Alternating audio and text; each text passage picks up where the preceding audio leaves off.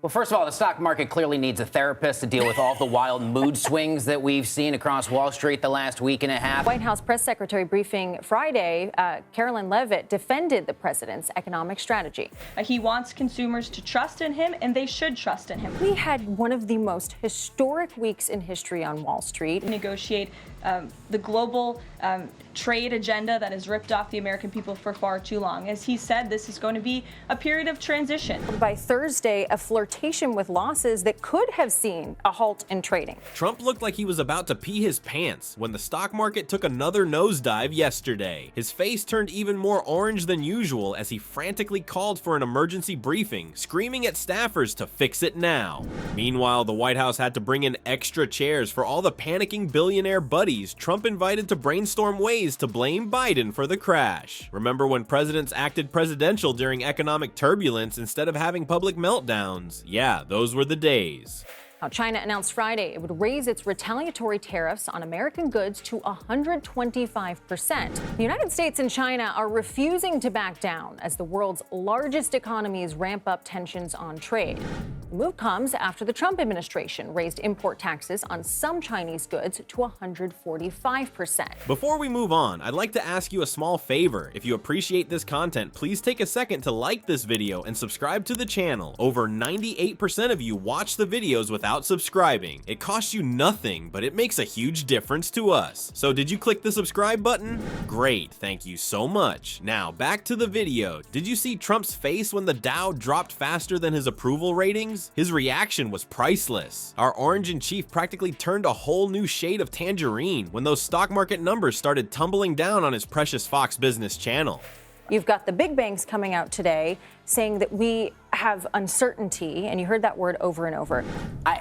We were saying this with Major Garrett in the 5 o'clock hour earlier today. The market really entered oversold territory. The man who constantly brags about having the best brain suddenly looked like his brain was experiencing a full system crash. Trump reportedly went into complete meltdown mode, pacing around the Oval Office like a caged animal. Sources close to the White House say he was clutching his phone so tightly his knuckles turned white, which, let's be honest, is probably the only part of him that's ever been white. He was frantically speed dialing his billionaire buddies, desperately seeking reassurance that his precious economy wasn't actually tanking. While past presidents like Obama maintained composure during market fluctuations, our current commander in tweets apparently slammed the panic button and demanded an emergency meeting. Not with economic experts, mind you, but with his wealthy donor friends who were blowing up his phone faster than a teenager's during prom season. The meeting itself was reportedly pure chaos. Classic Trump. Picture this: a room full of rich guys in expensive suits, while Donnie Diapers interrupts everyone mid-sentence, points fingers at Democrats, and, I'm not making this up, seriously asked if they could just print more money to fix the problem. Real stable genius economics right there, folks. His Twitter feed during this time was a masterclass in presidential whiplash. 1 minute, it's greatest economy in history. And literally hours later, it's disaster coming, not my fault. Faster than you can say, "Cough." Investors were getting financial whiplash from the presidential flip-flopping. According to West Wing insiders, Trump demanded his staff find someone to blame.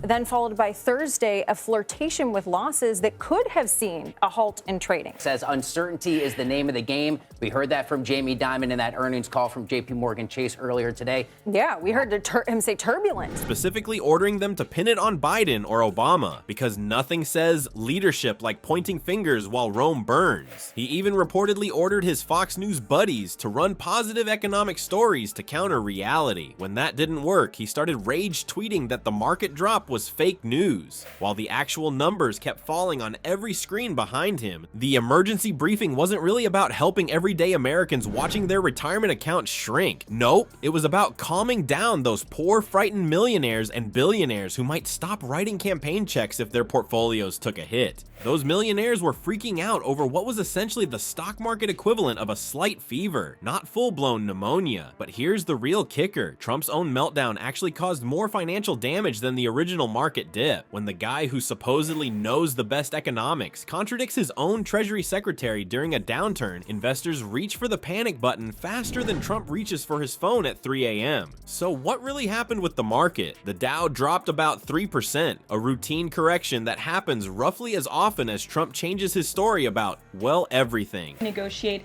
the global trade agenda that has ripped off the American people for far too long. As he said, this is going to be a period of transition. White House press secretary briefing Friday, Carolyn Leavitt defended the president's economic strategy. He wants consumers to trust in him, and they should trust in him. This wasn't economic Armageddon. It was the financial equivalent of a rainy day, but our commander-in-tweet treated it like a Category 5 hurricane hitting his Mar-a-Lago resort. Here's where it gets fascinating. Economists have actually studied how presidents affect markets, and guess what? Presidential panic attacks aren't listed under smart financial strategies. When the market hiccups, investors look for stability, not a president throwing a temper tantrum on social media. Trump's market strategy was about as sophisticated as a toddler playing Monopoly. When things go well, he built hotels. When they don't, he flips the board. The real problem wasn't the initial drop, but the Trump-induced aftershocks. Financial experts watched in horror as the president undermined his own economic team in real time. Instead of projecting confidence, Trump's communication strategy involved throwing his Treasury Secretary under the bus, threatening random tariffs, and essentially screaming fire in the crowded theater of global finance. For Wall Street veterans, Trump's behavior was the economic equivalent of pouring gasoline on a campfire to put it out. Markets can handle bad news. What they can't handle is unpredictability from the Oval Office. Every erratic tweet created new waves of uncertainty, sending traders into a spiral faster than Trump could type presidential harassment. Meanwhile, ordinary Americans with retirement accounts were caught in the crossfire of Trump's ego battle with economic reality. While they worried about their future, Trump was more concerned with how the numbers would look on his re-election brochures. Well, first of all, the stock market clearly needs a therapist to deal with all the wild mood swings that we've seen across Wall Street the last week and a half. And so that term, I think, throughout all of earnings season, because it is so difficult to project what the next step is going to be in tariffs. And then We had one of the most historic weeks in history on Wall Street. Nothing says I care about average Americans like panicking over a stock drop because it might hurt your polling numbers. By the afternoon, White House aides were reportedly playing an adult version of Keep Away with the presidential phone. Economic advisors were literally hiding his Twitter machine to prevent more damage, with one advisor reportedly muttering, "It's easier to baby-proof a mansion than Trump-proof the economy." And so, as we wrap up this saga of financial faceplants, what have we learned? Our orange-tinted commander-in-chief treats the stock market like it's his personal mood ring. While real presidents understood market fluctuations are normal, Trump sees every dip as a personal attack on his fragile ego.